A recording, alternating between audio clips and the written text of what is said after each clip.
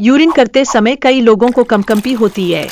कुछ लोग इसे गंभीर मानकर डॉक्टर के पास चले जाते हैं।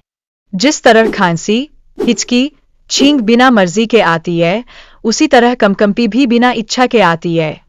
यूरिन के दौरान या यूरिन करने बाद कंपकंपी आने को पोस्ट मिक्चरेशन कन्वर्शन सिंड्रोम कहा जाता है। छोटे बच्चों में कंपकंपी आना डायपर बदलने का संकेत होता है। और जब छोटे बच्चों के डायपर बदले जाते हैं तो कई बार आपने बच्चे को कांपते हुए देखा होगा।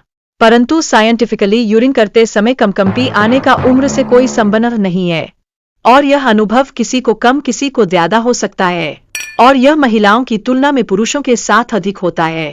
कंपकंपी के संभावित कारणों पर हेल्थलाइन में एक रिपोर्ट प्रस्तुत किया गया, जिसके मुताबिक शरीर के ग्रोइन एरिया यानी अंडरवियर के नीचे के हिस्से के तापमान में अचानक बदलाव होने से कुछ लोगों को यूरिन के दौरान कंपकंपी महसूस होती है।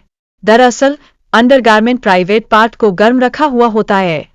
जब आप यूरिन के लिए अंडरगारमेंट से निकालते हैं तो प्राइवेट पार्ट में हवा लगती है और ठंड जैसा लगता है, इसलिए शरीर के तापमान को संतुलित करने के लिए कंपकंपी आ जाती है। कुछ तथ्य यह भी बताते हैं कि शरीर से गर्म यूरिन निकलने से शरीर का तापमान कम होने लगता है। तापमान को बढ़ाने के लिए शरीर में अनैच्छिक क्रिया कंपकंपी होती है। एक दूसरी थ्योरी यह कहती है कि जब यूरिन शरीर से बाहर निकलती है तो ब्लड प्रेशर कम हो जाता है। ऐसे में sympathetic nervous system blood pressure को सही करने के लिए कैटेकोलामाइन्स नामक न्यूरोट्रांसमीटर शरीर में रिलीज कर देता है। यह नर्वस सिस्टम के बीच दो मिक्स सिग्नल बनाता है और कंपकंपी आने लगती है। पुरुष आमतौर पर खड़े होकर यूरिन करते हैं, इसलिए यूरिन करने के दौरान ब्लड प्रेशर ज्यादा कम हो जाता है और अधिक कैटेकोलामाइन्स रिलीज होने से अधिक कंपकंपी होती है।